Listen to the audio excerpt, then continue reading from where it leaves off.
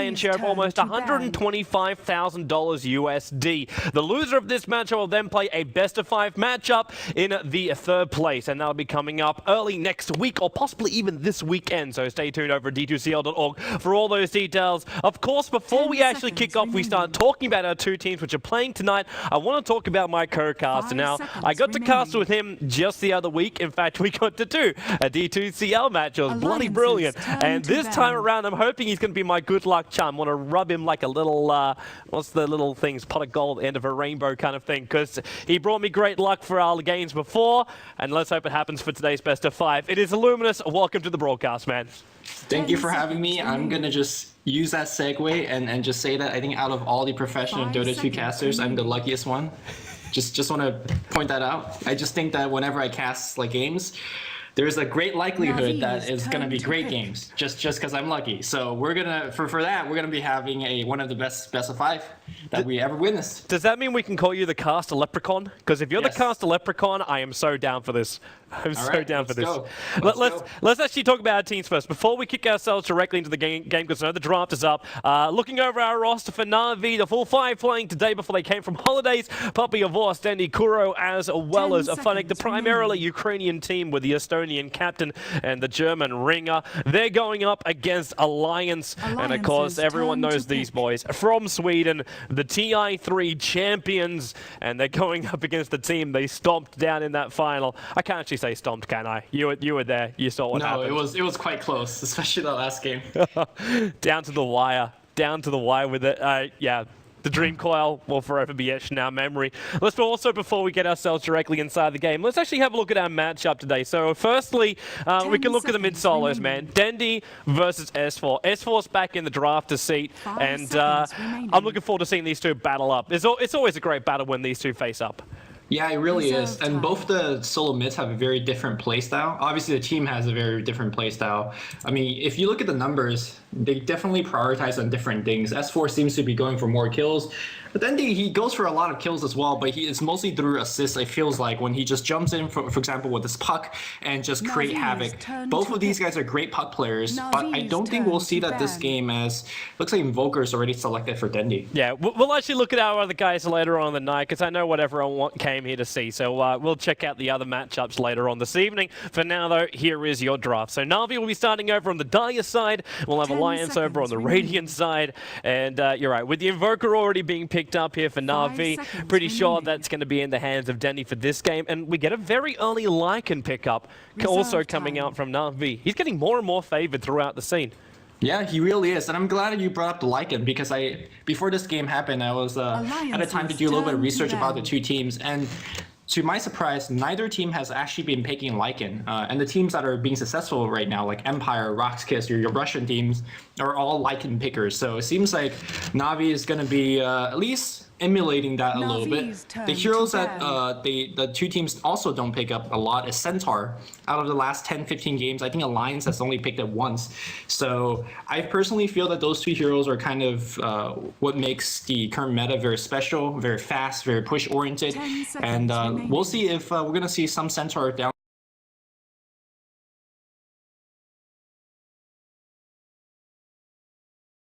up time and time again. Na'Vi versus Alliance, time and time again.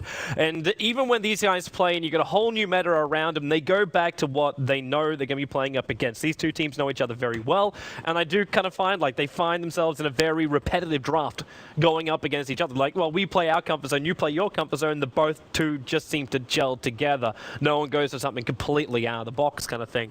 So yeah, I maybe would say Centaur may not appear at all. Yeah, that's true. In this game, because like Funnick and Admiral Bulldog, when have they ever put up their hands and said Centaur's a great hero? Haven't really seen that one. Like, you know, people like Light of Heaven, like he's like, yeah, we've got to have this hero inside the game, and then people started picking it up. It's like, yeah, this is actually going to be really, really cool. But yeah, both of these teams haven't really shown that. At the same time, too, I want to shed a little bit of light about why Na'Vi's probably picking up the Lycan. I was having a quick chat to Dendi just before we started up the game, and he was basically talking about the fact that these guys actually haven't played almost a single game for like a week. Okay. Like the certain players have been going on holidays and having some time off, so they're coming in, and he wasn't like feeling massively confident coming into this game. But at the same time, like, he was also aware the Lions also weren't going to be too confident coming into this game. So they're feeling pretty much on even Stevens. But just in saying that, Puppy's probably been looking at the other matches, seeing what other people are doing, what he kind of feels is good to do as well. Maybe something took his fancy. And I think the Lycan would have been one of those moments. He was watching a game and said, yeah, that Lycan works well. I'll pick it. Yeah, Dendi, as you guys may know, he's streaming quite a lot lately. Did an AMA the other day on Reddit.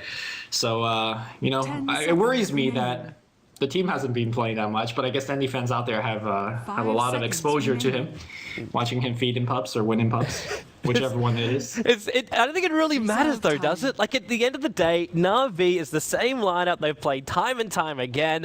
The only thing which kind of lapses, which you notice when they have a lot of breaks or like the focus is gone, is the coordination, like the exact timing, jumping in, like getting that dual combination, like Nature's Prophet. I have the image of ROT Case Prophet etched into my mind. Every time I think it, I think of like bad synergy. I just turn to this. Yeah, but to see like how the ganks happen, the positioning for the TP now going to be coming in from Funnick, the Sunstrike coordination. We still don't see the two supports from Na'Vi yet. I want to see how they gel here in game number 1.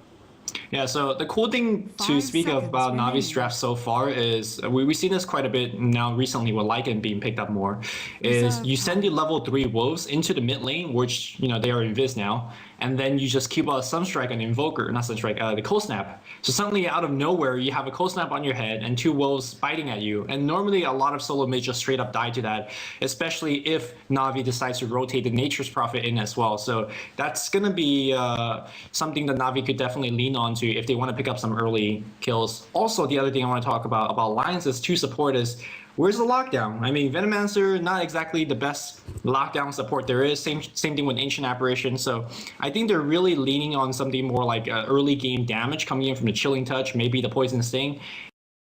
And if Na'Vi could pick a very mobile hero such as Lycan, I think Alliance is going to have a very difficult time keeping them tracked down.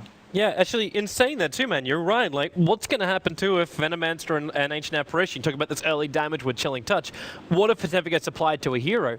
Like, you're playing with Nature's Prophet and not Flame Prophet. We've seen Bulldog and Funnick both play it very well to a point where no cancel basically spawn up inside the jungle, and he can just go into his own jungle and start farming that one up. Aquos Wex Invoker is going to keep Venomancer and Ancient Apparition at bay while you get Lycan farming up. And this may answer my question right now, because this is where I was leading to.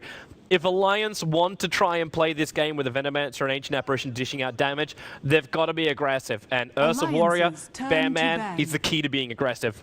Yeah, Ursa's one of the very few heroes in the entire game that can actually just go toe-to-toe with Lycan and says, I'll man up and fight you. The problem with Ursa is he doesn't push as quickly as Lycan does. He doesn't buff the team nearly as powerful as Lycan does.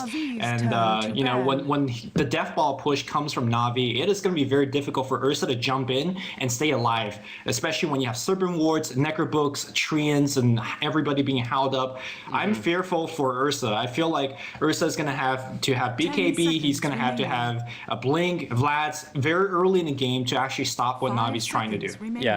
Yeah, I'm with you on that, man. But the problem is, like, he needs all of these items, but he needs to also hit his timing early in the mid game. You're going up against Na'Vi, like, you're talking about the Lycan buff up, but you've got 3 heroes that go Necrobooks.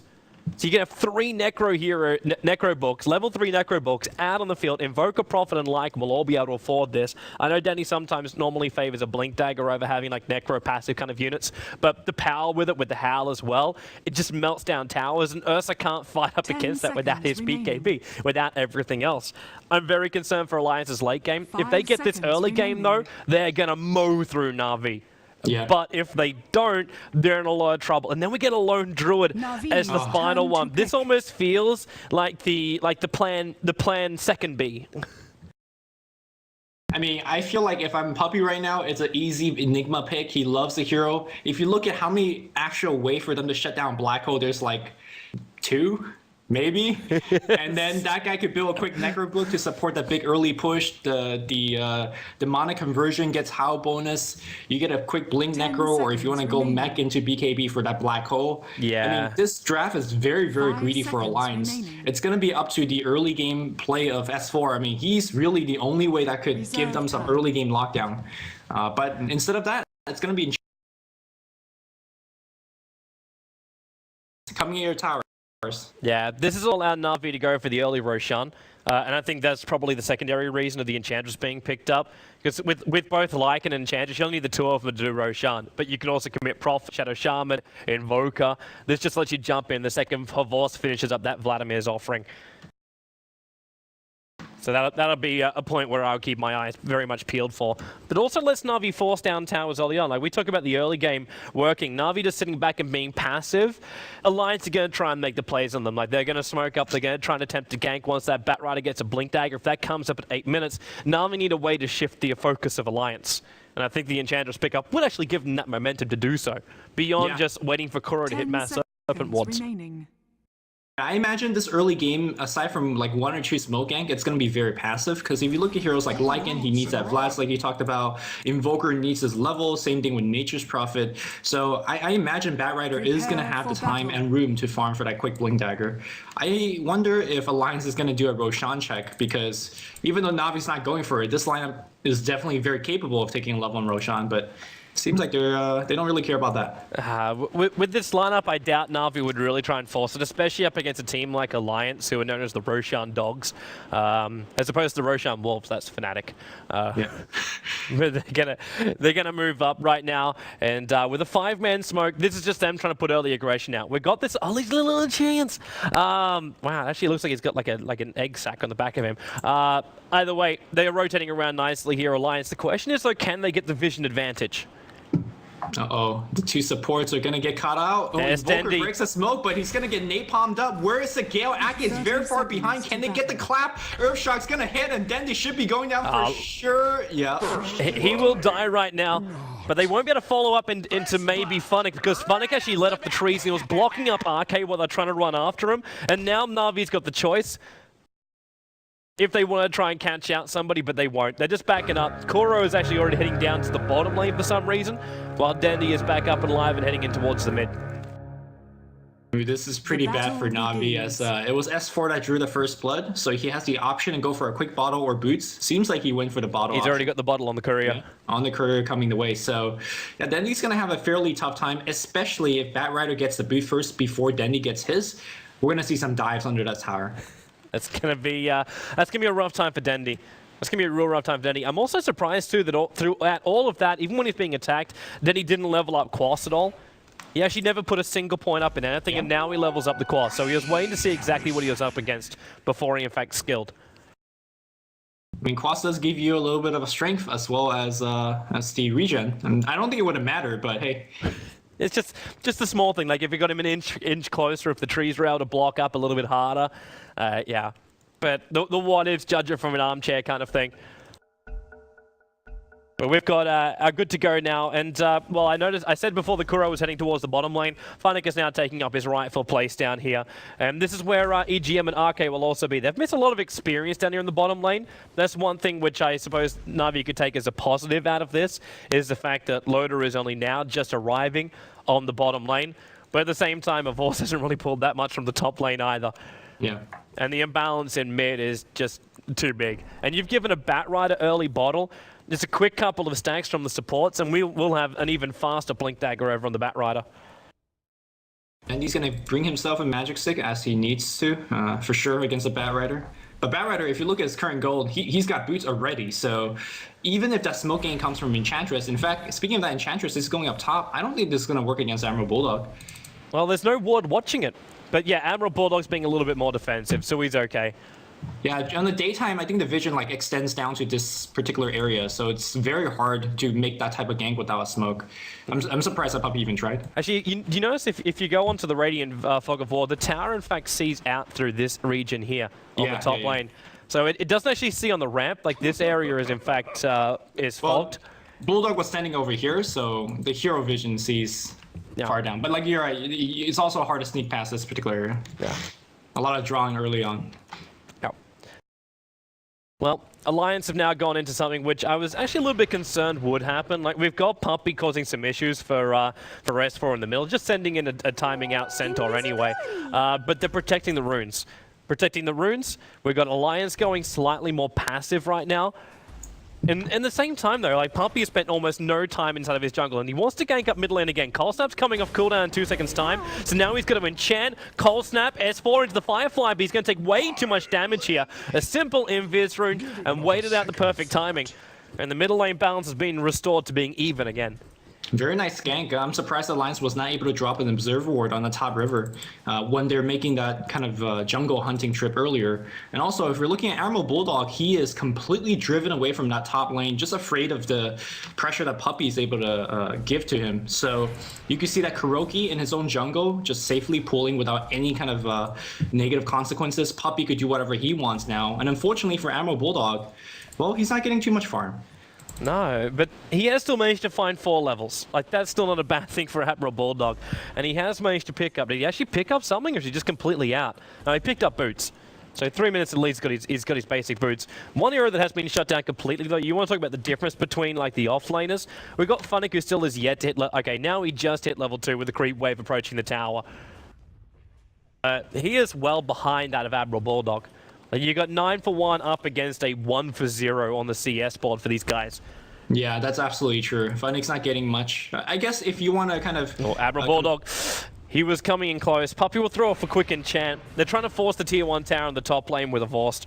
He's about to crack his level 3 wolves. That's why Puppy and Kuro haven't joined the tower yet. They're making sure he hits that level 5, and there it is. So level 3 wolves are up with the Alpha Wolf as well. They're going to dish out a lot of damage to this tower. Yeah, they have the siege unit. Havos could pop power at any given moment he wants. Sorry, I don't know why, but Puppy decided to take most of the aggro from that tower. If you look at what Admiral Bulldog's doing, he's running the Spirit Bait pass and just going to drive the creep aggro away from the entire wave. Well, there goes your push. What do you do against this? You wait for the next wave. Because the downside about Admiral Bulldog keeping this this bear up, he's managed to actually grab a wave and a half, and it looks like they don't care. Like, they had the Alpha Wolf is gone, the catapult remained here, so they'll bring down the tower, but you can have a triple creep wave now pushing in through the top lane. This might bite him in the ass, especially with the bear being locked in, put up the Howl, Puppy with a body block, and the creep wave behind it. They shock it, so Kura gets a bonus 300 gold. He's actually, Lyca's picking up his Vlads, and yeah, Kuro's rolling in the dough. I think it was Nature's Prophet that picked it up. Was it Prophet? It seems like, yeah, Brown that picked up the goal, which he desperately needs that goal, so kudos to him. Lately, we've been seeing more and more of Prophet getting those early small game items, such as Basilius upgrading at phase before going for the Hand of Midas, because fights have been happening much earlier. So I imagine Funnick's going to go for a very similar build, as like most Prophet, he's struggling in the early game. Yeah. I don't know if you'll end up going for the Ring of Basilius, though, because with the Vladimir's offering, it ends up just stacking up your items a little bit too much. That's true. And the fact that Avos had just managed to finish up his full Vladimir's offering 5 minutes in. I talked about earlier Roshan before, or Dendi. He's trying to solo S4 in the mid with the Cold Snap Tornado combo, while bottom lane's being dived. Funnick's going to get galled up, and then Chilling Touch Loader just carves through him with those phase boots and the Chilling Touch bonus damage. They're TPing more support to the bottom lane, so Kuro's going to come down. He's still got Hex and Shackle, so I'm not seeing much of a problem here for Kuro. Especially with Prophet also returning to the lane. Yeah, once Ursa picked up that phase boot, it gets much more dangerous for a slow hero like Nature's Prophet to come in. Despite him even having boots, it's not enough. But Tier 1 tower gonna get sieged down. There is Glyph available still for Na'Vi. And, well, Kuro's actually doing a very good job just spamming the Ether Shock and pushing back that wave. Yeah, that's all he needs to do. And this Tier 1 tower is so important for Na'Vi.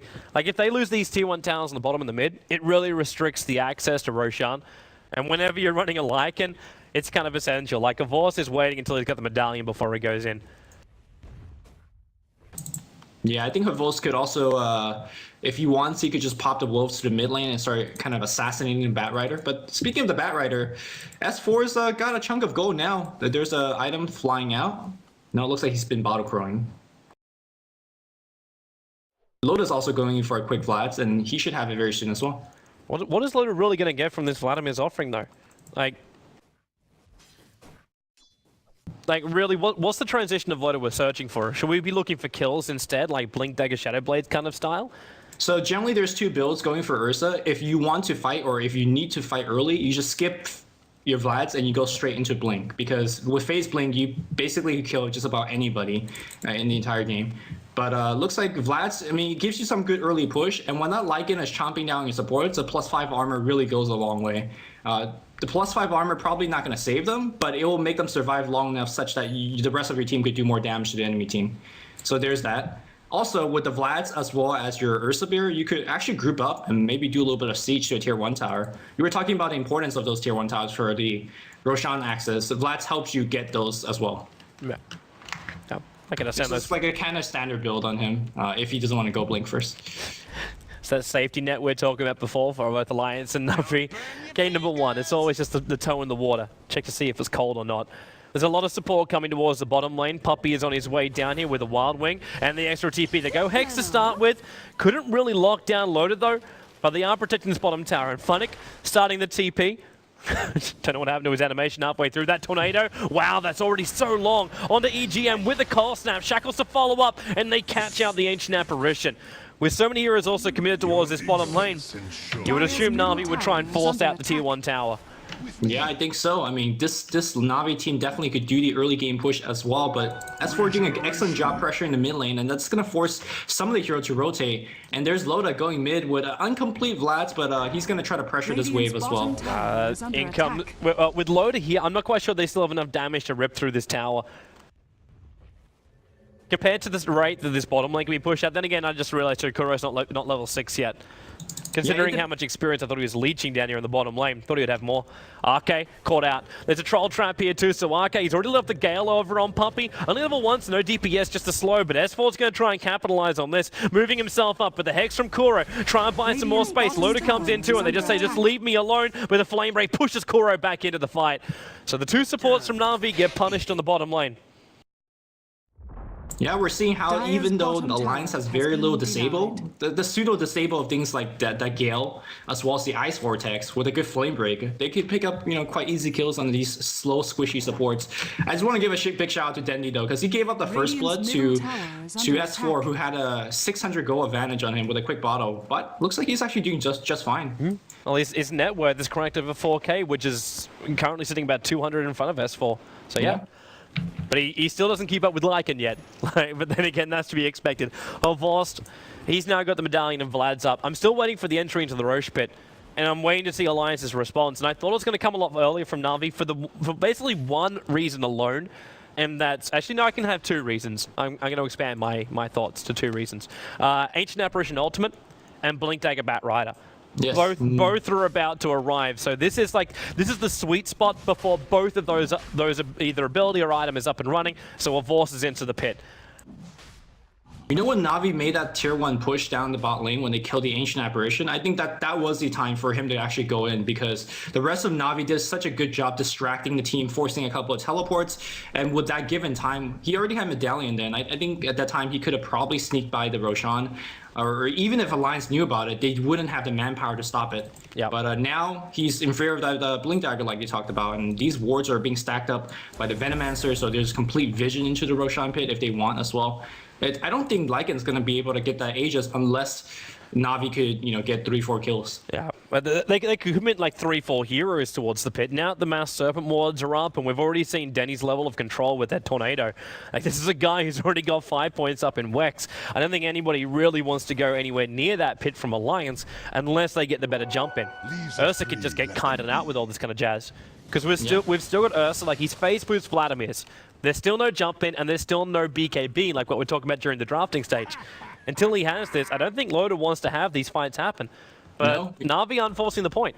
Yeah, and I think Na'Vi's perhaps missing a little bit of their strength in this particular time. Like you said, there's just no really real way for Alliance to fight until now. The Blink Dagger just got picked up by S4, and basically every Flaming Lasso cooldown, that means they're going to get a kill. You can see that these guys are grouping up in preparation of a smoke.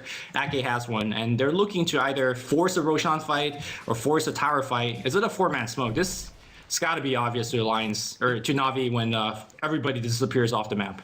And you already see him moving down. Dendy's moving towards the pit. I think jump in. They found Dendi. Lasso's going to go on him. Vods into a shapeshift form, but Dendy is already dead. Loda managed to beat him down. Vods also not looking too pretty. The AOD flew in, gave him extra damage, but still 2 core heroes down for Na'Vi for the prize of an Ancient Apparition. And RK, he actually got ward trapped. Loda's trying to fight his support way out of there, but the wards will focus him down. The Lycan Wolves also being part of that engagement. But it's 2 supports now for 3 heroes. Puppey, the flame break just cancels the TP at the last moment, which means Admiral Bulldog has got free gold inside the Roche pit. Puppey is praying he'll be denied to the big man, but not gonna happen. Lone Druid will take a double kill, and with that Vladimir's offering and a better boot, they're gonna go in and take out Roshan themselves.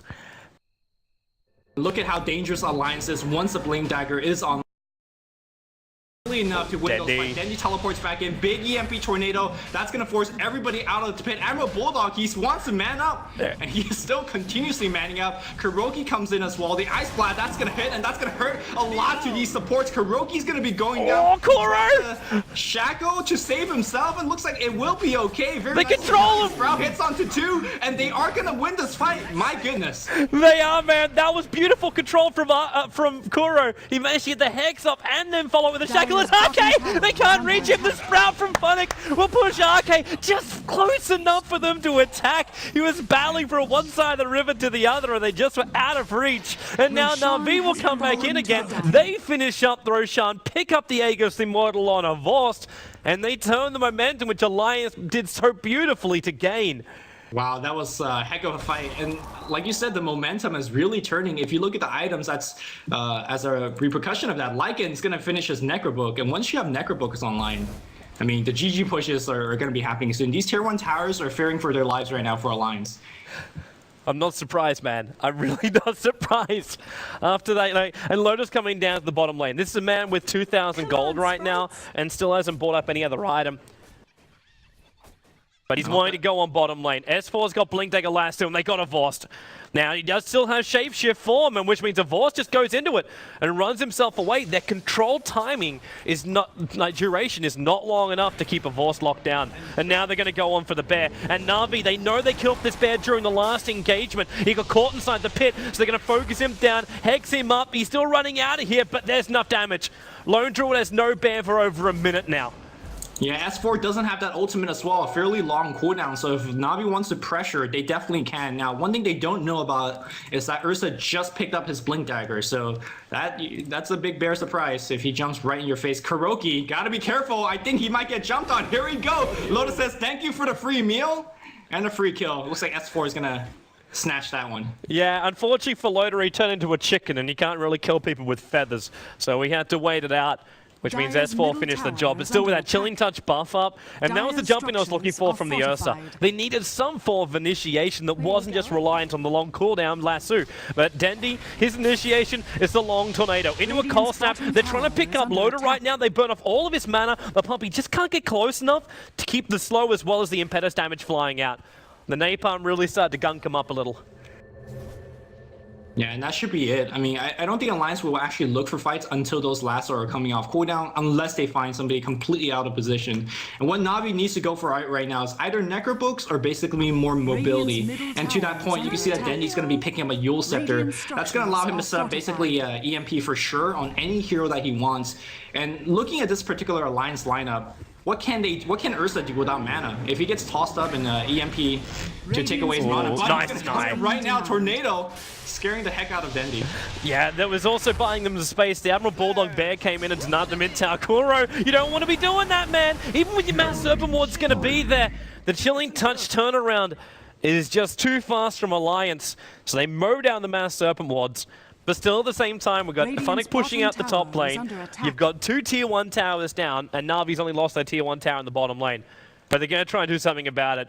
Loader is already buffing himself up for the top jump. He's smoked up, he's walking forward. But Funnick thinks better of it. He's going to back off. He has a Midas, and he's going to be going for that quick mix. I think they Lotus not giving it up. We're right there, yep. Jump out, and in they go. Funnick gets destroyed by the AA ulti. It was the Observer Ward that was just a little bit deeper in that saw it all. In the meantime, though, Venomancer gets picked off by Dendi just around the top rune area. Nicely done. I think he's going to have his Eul Scepter finished right about now. Yeah, it's on the courier already. This is also going to be a really fast Dendi. Like, I know Cap and I were talking about the other night, but it's just crazy how much Invoker now is like the best initiator inside the game, because you got an Invis haste rune, which then means you can just walk up, your Cold Snap, if you get like a Scythe of Ice also up on this hero, you've got never-ending disables coming out from this guy. Yeah, I agree. And unlike if you're like a Bat Rider who primarily initiates against one person, I mean, if your EMP tornado hits like 2 or 3, suddenly the person that you're not necessarily initiating on, the people behind that get hit by the EMP, they are useless for that fight. And here we go. Dendi, like you said, is using that Ghost Walk to initiate. He's got the Yule Scepter just as a get out of jail free card. You just look at that 5-2 movement speed. This is the only downside though. There's a reveal. Once the white feet arrive, you know the White Walker is nearby. So you got to be careful about it. But it's like, why do you even care about it? Like you got a 35-second slow. Actually, I think I remember. I was casting. It was Hani. It was Hani playing his Invoker. And I basically said that Invoker was like looking at a permanent vendetta. Because no matter where you walk, you're able to kill people off. Like and it's permanent invis for the Invoker. Yeah, the downside is you can't get too close. Like the reveal factor makes him such that, you know, you can't get next to him, set up whatever you need to set up and go to work. So you do need something like you have to use your call snap almost instantly, or you have to have a side device to make it work properly. I think that will be broken if you just don't know where he is, and suddenly, you know, no reveal comes in and he gets an easy initiate like that. You should check out the Team Empire versus Fnatic game from the MLG TKO, because that's exactly what happened. Like Empire got walked over, like completely walked over by Hani's Invoker. The funny thing is though, they still lost that game, Fnatic. I mean, when you say Empire lose a game, that's surprising to me. Loader is dead on the top lane. A Voss comes in. He pops up the level 3 Necrons. We're 18 minutes in. He's walking around with Aegis. We're about to be reclaimed in 30 seconds time. But with the level 3 Necro units, Na'Vi is just looking to push into the tier 2 towers while he's down. But Bat Rider, also Firefly's already been used. He's trying to find an opening on Dendi, but he's keeping up. He does. He gets the lasso, 4-stars him down. They drag him back a very, very long way, and Sentry Wards go down too, so Dendi can't hide. Aeon is being prepared, so when Dendi walks away, he gets smacked by that as well. But Arcade ward trap by Kuro is able to bring him down now with the shackles. He's trying to focus on bringing down Lone Druid's Bear. He's almost succeeded. A couple of impetuses there from Puppey, and they in fact achieved the job. It is 2 heroes down. Now Dendi goes on S4 on the top lane with the call snap. Funnick comes in too. They've lost the vision though on S4. Napalm's around the corner, and the Wolves come in trying to body block him out, but S4, Firefly back off cooldown. Blinks in, Flame Break. He wants Dendi down. He's got 2 Napalm stacks already. But S4 is really pushing the envelope right now. 3 napalm stacks. He kept the stack up. Funnick is trying to track him down while Loader, he's after Puppey. ALT's flying in a little bit deeper. Puppey, his heels going for the A ulti. Perfectly positioned by EGM. Now Dendi, Cold Snap, needs to buy himself some space. Yule Scepter still there. Now in for the phase moves. Bat Rider's been picked up in the meantime, and now Loader, there's the Yule Scepter up quickly. Kuro comes in, hexed up Loader, shocks up on EGM. He's gone in for the Urn Charge. It's going to bring him down. There's shackles, there's everything else. You'll lose out on Kuro, and then Dendi. Quas regen, he's gonna TP back him just fine. And meanwhile, EGM's gonna use the Urn on himself. EGM! Sunstrike on his head, but just a level 1 Sunstrike, not gonna do anything. Holy. You expect a lot more damage to the level 1 Sunstrike out from Dendi. I have no clue who came ahead in that particular engagement, because it was just like a endless chase. I guess Na'Vi came ahead because Dendi was able to get so much experience, but Loda was able to pick up a couple kills as well. I would toss it up, right, man, because you lost the tier 2 tower on the top lane as well. The Lone Druid Bear did go down a couple of times too. Admiral Bulldog, I think, has had this guy on cooldown almost the entire game. And and remember too, late game belongs to Na'Vi. Late game belongs to Na'Vi. Even with Ursa as well as Lone Druid, unless you have the best entangles of your life and best initiation of your life, Na'Vi should still be able to take this out, because I'm still seeing, actually not seeing the third Necro book. I thought we might see a third Necro coming out from Dendi now. He's got his high movement speed, but it looks like he's either going Aghanims or BKB.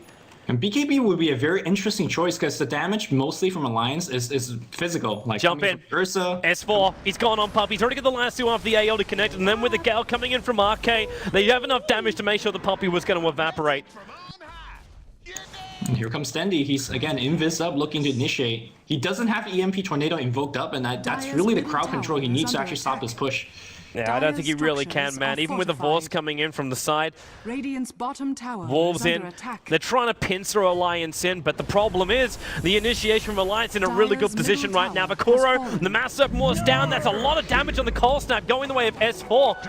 But they still managed to bring down the Shadow Shaman, and now the wards will just become food.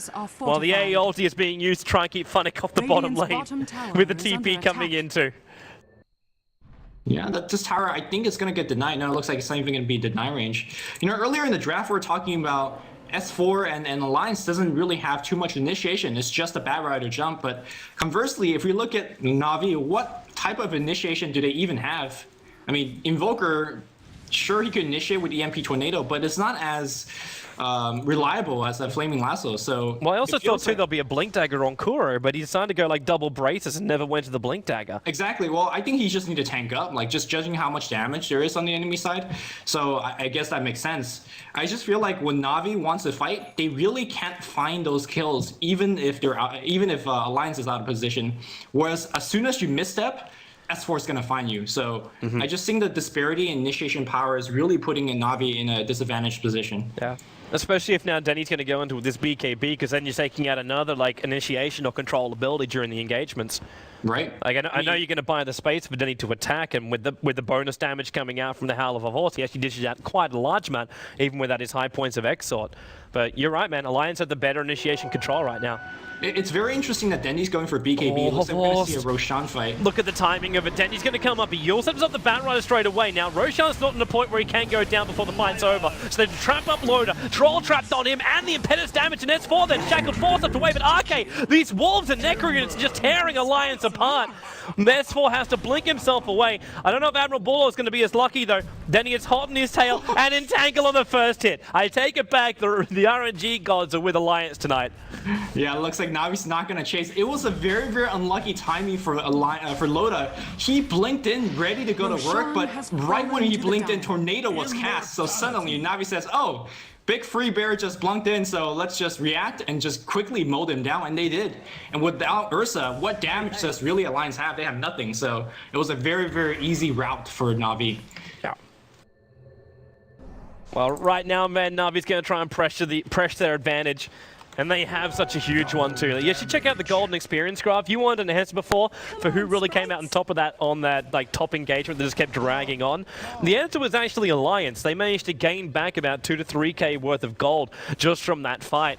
Not to mention the experience advantage too, but now Na'Vi up that last one. Maybe this will turn around. That AEOD is in a perfect position. 3 heroes from Na'Vi being connected, and Loader comes in, gets a 3-man clap off too. Funnick, he puts down the sprint, so let's keep Loader out of the fight. Bakuro, the bear going to work. Funnick drops as well. The bear, oh, he just had a range, he couldn't attack straight away. So no possibility for the entangle over on Puppy. It looks like Loader is going to keep that engagement going into the Enchantress, while AGM is being ripped apart by, again, Lycan Wolves, as well as Avorst himself, but again being bashed up into Arcade. 2 hits, he dropped down so low. The Water finished the job, giving a triple kill to Avorst, but he's about to come back up again with no shapeshift, but he has Denny right behind him. That Lycan beast forming up during the engagement, and Alliance are hot in retreat. Again, judging just from the draft, when you have Venomancer as well as Ancient Apparition, when a Lycan Wolf is running at you, there is nothing you can do. You just can't stop him. Dendi invis up on the mid lane. He won't have enough damage. His initial ping was to go out for Loader. That was his initial ping. You can cold snap the bear and maybe kill it. Bash? Who needs a cold snap? Damage is huge. The TP in Loader. He gets the clamp off. Now Shapeshift form still got a decent amount of time, but if S4 gets this, he got the lasso and drags him back in again. The A only to boot. And that is Lycan. Wicked 6 streak. They just gave 987 gold to an Ursa who just freshly completed a BKB. That's a big swing, and you can see there that is the weakness of using your Ghost Walk to initiate. You just don't have those Tornado at the ready, and unfortunately, because Dendi is not maxed out on his Invoke, or nor does he have an Aghanim Scepter, that is kind of the downside when you're using the one of your spell to initiate. So, pros and cons here. Smart TP timeout by Funnick. He finishes up his level 2 Necro book now. I still want to see like Dendi. He did go BKB. He did go BKB. I thought we might be seeing a switch up, but Na'Vi going to smoke themselves up and see if they can find out just one here so then they can force into the tier 2 tower. And here we go. Dendi's going to use that initiation. He's going to have basically use a Yule Scepter, just pick somebody up, and then just give himself the time to invoke a different spell. Unfortunately, you can't do that against Ursa, because if you Yule's Ursa up, Ursa's going to say, thank you, I'll blink away right after I pop down. So I'm really surprised. Like, man, this is like, how long has it been? Like, I'd actually want to ask the question to Nahad, our resident statsman. How long has it been since Dendi has not bought either a Blink Dagger or a Force Staff on an Invoker when he's played it? I'm completely surprised. His maneuverability is just pure movement speed. Top lane, it's going to be Funnick getting dragged. The Ice Blast's going to come in. Funnick's going to take so much damage, and he should be dead. Shatter? Yeah. There was no way he was going to survive that, man. With a Haste Rune on Batrider, his TP chances away were going to be nothing with an AA ulti on him. Yeah, I don't know. I haven't. Last time I've seen Dendi play Invoker, always blink. Yeah.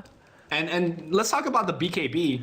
I mean, if S4 jumps on you, really, you're not going to have time to actually get the BKB off. And the other DPS forms are going to be coming out from either Loda, who doesn't really care about BKB, and then you've also got the possibility of an Entangle coming out from the Bear. And if Venomancer gets his slows off beforehand, what does it really achieve? Dire's top tower has fallen. To be fair, Dendi is Dendi. Last time when we saw S4 jumping onto him, he was able to use himself up in the air, so like his reaction rate is up there.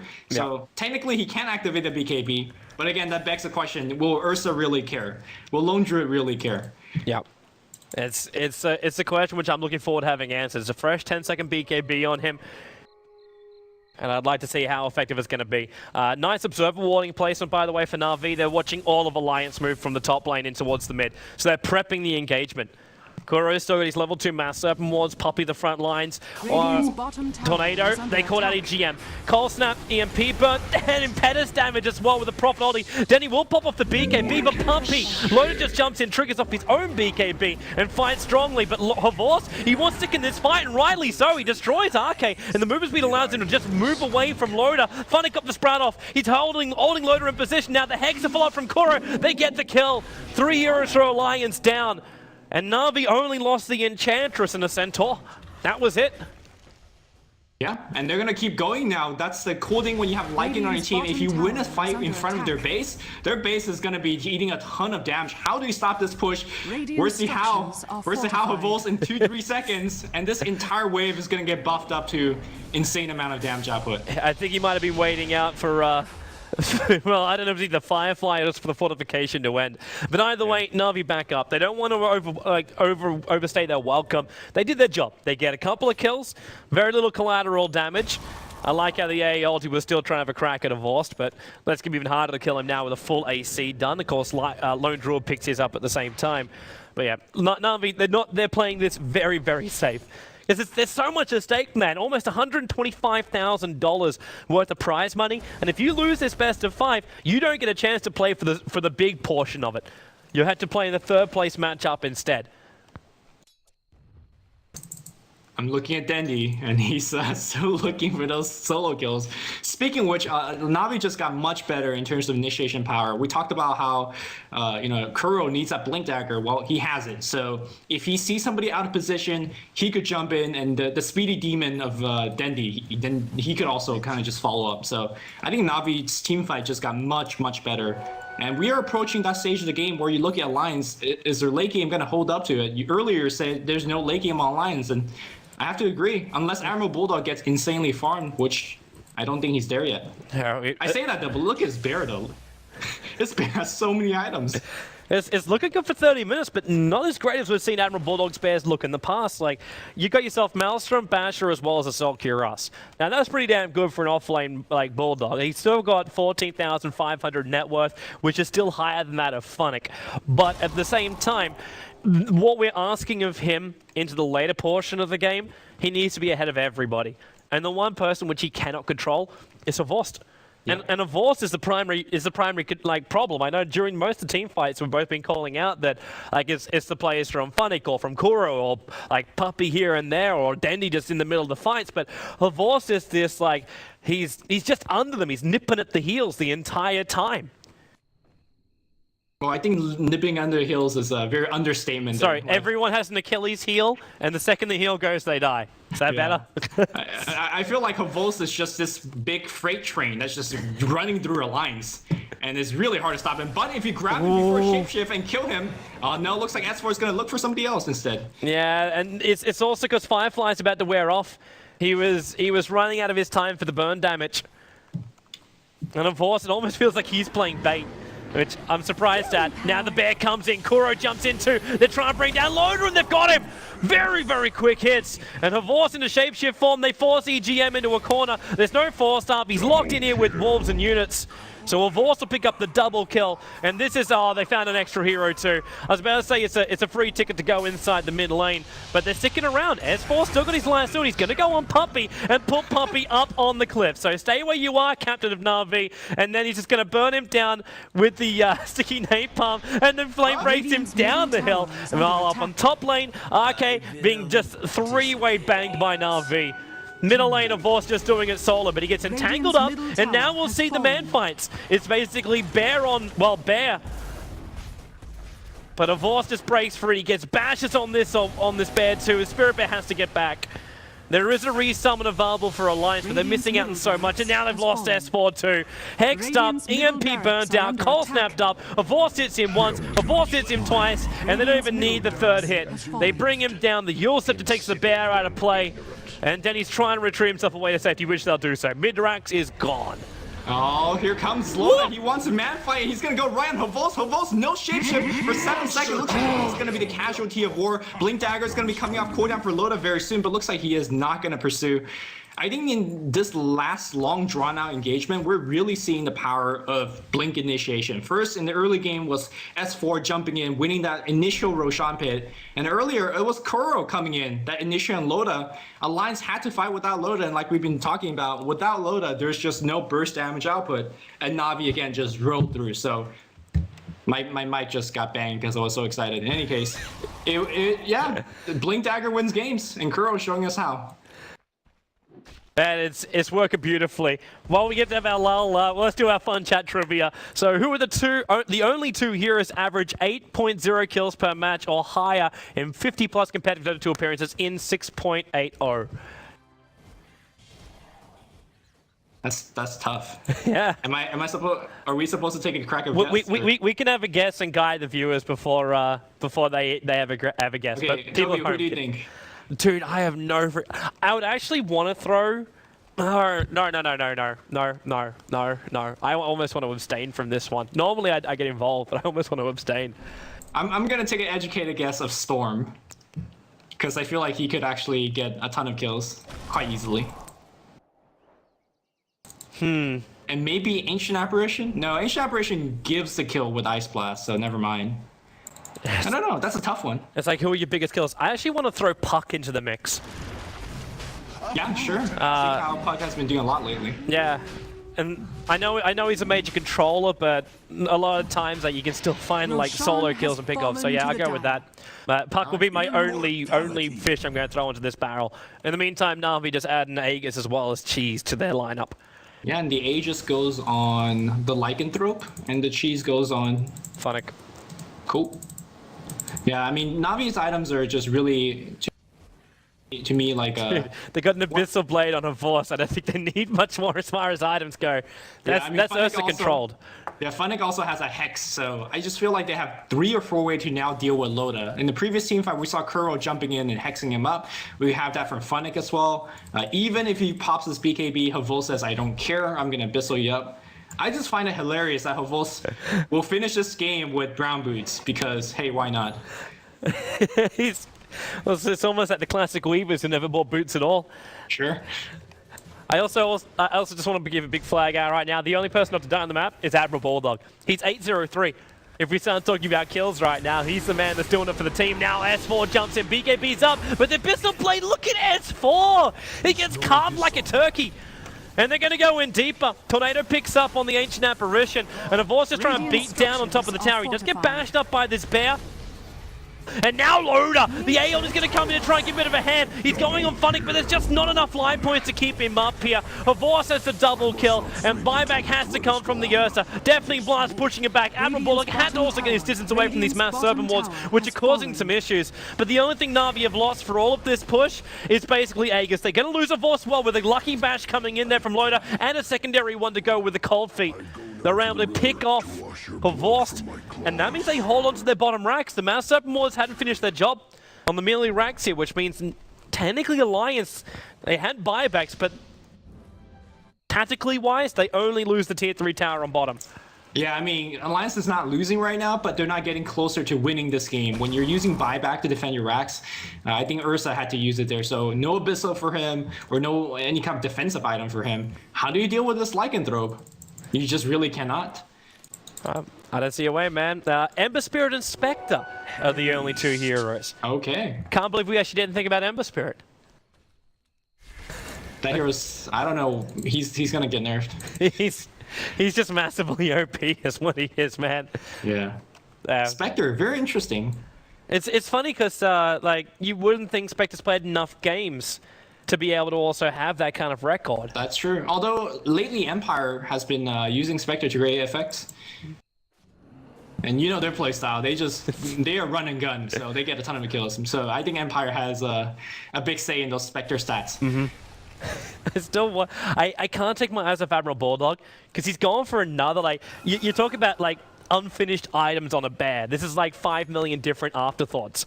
He's got Helm of the Dominator, he's got Demon Edge, he's got Maelstrom, he's got Basher. It's like we don't have our Monkey King bar, we don't have our Daedalus, we don't have anything else. And the Helm of the Dominator, it's like he's trying to keep his bear alive, just like when he pushes out the lanes, keep it as full life as possible. Because in the team fights, it doesn't do anything. Lycan just comes in and mops it up. Yeah, and the also thing is, if he finishes the item, he can't use the actives on the bears, right? Like, your bear can't use a Mjolnir. Unless he picks up a point boost at top lane, they found Funnick out. This is some space making right now for Alliance. They get a quick pick off, and they've got to get out of here before they die. Which means almost the sailing of the bottle. Okay, he sells his stick charge instead. I think Funnick says, I made space, guys. Get the racks, please. Well, they're going to give it a shot, man. But a Vost, like, he's popped off the Necro units, but remember, he's a guy with no BKB. They finish the range racks. The bear will go down right now, which means Admiral Bulldog has to resummon. He has no other choice. They lose the bottom racks. A Vost is running away. The bear is hoping for a bash, but it's also walking into 4 different heroes. Dendi is here with Size Device, so they use it up. They put down the ice wall. So the bear, you'd think actually a Panda Bear will be okay in the snow, but seems to struggle. But the bottom ranks is now claimed for Na'Vi. So you're right, space created by Funnick with his death. No, wait, pandas are lazy-ass animals. They just sit there and eat all day. How are they going to be fine in snow? They just cry. But this is like War Panda. I watched that, what was that, like in the movie Golden Compass? Or something like that? Man, if you talk to me about movies, you're barking up the wrong tree, man. Like, I have not seen Star Wars, so that's how bad of a movie buff I am. Hang on, have you at least seen like all the Harry Potters? I've seen Harry Potter. I've seen Lord of the Rings. So you've seen Harry Potters, you've seen Lord of the Rings, you haven't seen Star Wars. No. That's actually understandable. A lot of the movies are actually quite crap. The universe is amazing. Tornado going to fly out from Na'Vi. And S4, he jumps in, but look at the Hex from Kuro. So insanely quick, and now a Vods comes in. They destroy the Bat Rider. Now they can move over towards the Bear. Remember, it's going to be on cooldown. The ALD is trying to help them out. They have managed to at least bring down Shadow Shaman, and now Loda with a BKB have the space to bring down Dendi, but a Vods comes back in again, and they're trying to fight and get out of here. RK will bleed out, and the impetus damage from Enchantress is so damn huge. EGM's on the run. Admiral Bulldog is just getting his ass out there. He's holding on to his 8-0 record right now. But the TP's double buybacks from both Kuro as well as Funnick. They don't care. They're coming back for the win, man. They want to end this game and they want to end it now. And S4 and EGM, they're really uncertain about moving back, and rightly so. S4 jumping in, initiates on Puppy. AA ulti still on cooldown for another second here. EGM has the space, only quickly though. The gem will be dropped from his death. With a Gale, as well as support, Admiral Bulldog back to front lines, Bear in 6 seconds time. And then he'll actually have something he can fight with, but there's a Blink Dagger over on Funnick, allowing him to escape. And now they turn to S4, the Bear to front lines, initiated on Kuro, but he's still got the Hex off to start with. But you see Admiral Bulldog actually getting a lot of damage, and Kuro is going to mass overboard, trap up S4. The Ghost Scepter bought him the space for it. He'll lose his life for all of this, however. But at the same time, I don't think he cares. I mean, I think that's the moment where Kuro goes like, team, because he got trapped in by Funnick Sprout, and the team just ditched. And meanwhile, Kuro says, oh man, I'm going to take somebody down with me. So what a play. I did not expect that he would get Ghost Scepter and get a kill. Wow. Kuro's too good. Oh, man, it's still crazy that we're 31 for 30 right now. The advantage, we haven't brought the gold graph in a while now, but it did reach about 17,000 going the way of Na'Vi. But experience, it doesn't look that bad. It was 14k going the way of Na'Vi, and Alliance managed to drag it back by 6,000 experience. I know that we're still missing the mid racks as well as the bottom racks, but as far as Alliance fans go, I don't think their hopes should be given up. Like, this bear is getting fat. It's now finished the Monkey King Far. You got a lot of potential to get some lockdowns out from Admiral Bulldog. Okay, that bear. Yeah, sorry, not obviously. Not the bear. Okay, so yeah, we have Spirit Bear, we have Bear, and then we have Wolf. So I should say Spirit Bear is looking freaking strong. And Loda's actually not looking too bad either. We saw the initial damage he did. Na'Vi focused him in when he jumped in as well, because they want to get rid of Loda. They know if they leave him up, he dishes out a lot of damage. But it's actually making space for Admiral Bulldog's Bear to go to town. The only problem for Admiral Bulldog is his Bear keeps going back on the cooldown. He needs both for Alliance to hold the advantage during the fight. Yeah, you know how you say Admiral Bulldog has no def? Does it count if his bear's been dying? It definitely will count during the team fights when he needs the damage. So it's the fact he doesn't lose the gold, which means he can pump more into the 12-slotted like lone druid bear. That's what really right now is the impressive part. Yeah, the tough thing for him to deal with are these hexes, because if Na'Vi really care about killing that spirit bear, they could just hex him up. And, but if they do that, then they don't control up heroes like Ursa or Batrider. That's true. They basically need more control. And they're a bit, I don't know if they're actually, how can I say they need more control? You got Hex and Shackles over on a Shadow Shaman. He's also going into Aghanim Scepter instead of going to go for like BKB control. But then you got Dendi, who's like master of control as the Invoker. And then he's got Yule Scepter as well as Scythe of Ice. You got Prophet with its own Scythe of Ice. You got Horse who has Abyssal Blade. I mean, the blink on Prophet, as awkward as that looks, allows you to jump in and then just grab. Bulldog's gonna get out of here. If Dendi only had a blink dagger. Kuro comes in, they're gonna hex up on the bear. And this is so wise right now. We talk about the fact they need two of the bears. The Aeod is coming in, and that's actually going to not hit anybody. It's a little bit too far away, and now Batrider jumps in with a BKB. He's going to focus on Funnick, and then into the fight as well. Admiral Bulldog, he got a bash over on the BKB up Dendi. S4 is took the Firefly in the middle of his entire engagement. Now Funnick is the first one to go down. S4, 72 life points, hiding in the tree lines. Loader out, shackled up by Kuro.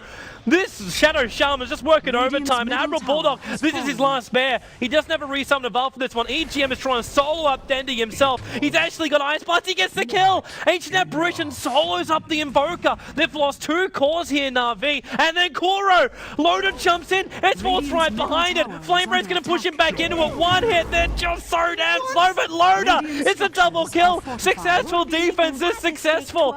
They buy back the Enchantress. There's still 2 Raxus down. They need to dish out some damage to these tier 2s and tier 3 towers to even have a chance to have a crack at the racks. But Divorced, look what he's doing. He knows his space is safe. He's going in for Roshan. Oh, is it safe though? Here comes Admiral Bulldog. He doesn't have a summon. All he has is a sees him! He scouts it up. Oh, the jig is over! The bear, and the bear's bashing the hell out of Hobos. Hobos is the 4th Roshan in the game. It's gonna go to Alliance. You're saying that Lance fan should not despair, and this is it. I don't know how are they winning these fights. They have done it beautifully, man. They have done it absolutely beautifully. I want to put so many props to S4 for that engagement.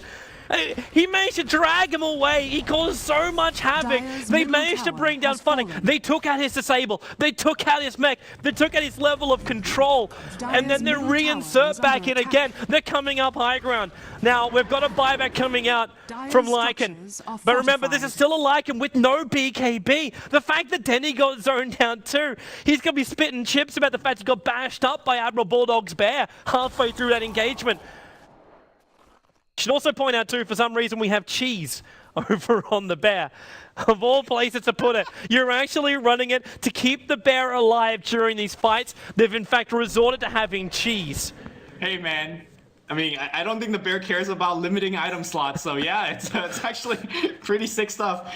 Admiral Bulldog has both the Aegis and Cheese divided between his hero and bear because that's the team right now. Forget Lota, forget EGM. I mean, they've been playing well, and S4, like you said, play extremely well in the team fight, but he is the damage output in this fight. I think Lota blinks in and he's going to do a little bit, but in terms of the damage that's lasting throughout at the beginning and the finish of the team fight, that's Admiral Bulldog, and he's carrying hard right now. Yeah.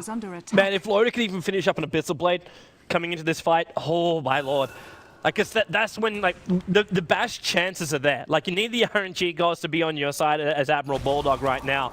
But the ability to be able to permanently lock down the Lycan, that's going to be, like, you can't buy that kind of awesomeness during the team fight. I'd also point out, too, what Lycan's building into. This looks like a halberd coming out from him. Vor's trying to add innovation. He is going... Is that courier going to die, though? If S4 blinks for it, but he can't see it. Okay. The courier flew up too high. It didn't get spotted out by the observer ward. But this definitely looks like S4 is going to come in from behind, and they're going to try and pincer the Na'Vi line. It's not a simple thing to do. They smoke up and instantly revealed. And he found the courier, but he's not going to kill the courier. And now the BKB goes, they're going on Kuro, but Kuro blinks away! S4 couldn't get the initiation, he got pumping instead. 4 starts him down as far as possible, and now the bear comes up, but Alliance, they're fighting from the low ground, but Loda doesn't care! They've killed up the Enchantress of Force, he has to run himself away here! He doesn't have enough life points to survive it. The bear might get sprouted up, so at least it won't be able to follow Na'Vi out. But then again, Venomancer, it's a triple kill for RK! What the hell just happened there? It looked like an AA shadow with a poison hit! It was exactly just that, the A ultimate plus the Venomancer ult. None of them have accepted just yet, but it did so much damage. And Lycan died. But how did Venom get the kill? No buyback. So if Alliance wants to man the hell up, he could, but it's going to be Dendi fighting S4 in the mid lane. The Hex is going to come through. He still has a Firefly. It's a flying chicken, but he's going to still go for the kill. Oh! I'm just going to pick up Ursa, and Dendi's going to get the kill. Definitely Blast is going to allow him to sprout! Funnick, though, he's throwing his body. He's got the mech. He's got the Hex. He's got to get out. Where's the Blink Dagger? He's got 4 seconds! And blink in 2 seconds. Can he make it? One! Oh, he got bashed! The Sprout, though, will buy some more space, and he put down the ice wall. He can blink! He can blink through the tree lines! He's TPing out! He just managed to save Dendi, and then Dendi came back in to save him. But there's still the only 2 players left alive for Na'Vi, up against the 5-man of Alliance. Still 60 seconds till Volts comes back alive again. No buyback on him, so here we go. I think Alliance could actually do enough damage. I mean, they got the biggest Spirit Bear tower killer of all, so let's go. Let's go, Alliance. Push high ground. Admiral Bulldog's walking around with freaking halberd on himself. He doesn't even want to finish the Abyssal. As soon as the creep wave comes back alive, dominate the creep wave, so get off the backdoor region and just go. No, he doesn't even care about the backdoor region. S4, he's in! He's got Dendi! The bear's gonna go down! The Sprout, though, from Funnick, it's locked Alliance in. They can't fight properly. Helora comes out trying to attack on Kuro, but he can't finish the job right now. Dendi entangled. The bear's controlling him. Kuro's burning out in his Ghost Scepter. Dendi will go invis. They've lost the vision with no gem being close enough to it. Puppy spitting out the impetus towards Loda. He's almost going to go down. He can't go back to tower. Prophet only will come through. They clean him up. Na'Vi, they still have the Rax advantage. Do not forget this while the fight's going on. They need to bring down this Rax alliance, but Funnick brought back in the engagement. Sprouts up on the bear. Sunstrike, impetus, hexes, everything they've got. Force is right in the tail of Admiral Bulldog as well. Maybe finally they can kill off this 11-0-10 Admiral Bulldog. He needs a bash. He's got the Abyssal. The Wolves come in, try and surround the Hex, the AO, the Admiral Bulldog. He's going to go down. Finally, Yule Scepter. There it is. 14-25 awarded to the man in the corner with the red trousers. Admiral Bulldog goes Nature's Prophet. Now S4. Fire flying away. Cole snapped up. He's going to control BKB. It won't protect him. Alliance, they look like they were dragging this game back. And maybe they've just given Na'Vi the fight that was required to win. And Funnick, he's going to go in the top lane right now, going for that melee racks. They're going to go for the Mega Creeps. And I don't think there's any gas. Denny's going for the CG. That's it. That's it. There will be no more. Wow. You're my little leprechaun, Lumi. Thank you. No problem. 4 more to come, man. 4 more to come. Oh, brilliant games. Brilliant games. That's going to be one of those ones to flag up there in the top 5 weekly. We're going to be back here in a moment, guys. Game number 2 of Alliance versus Na'Vi coming out for the D2CL semi-final. It is a full best of 5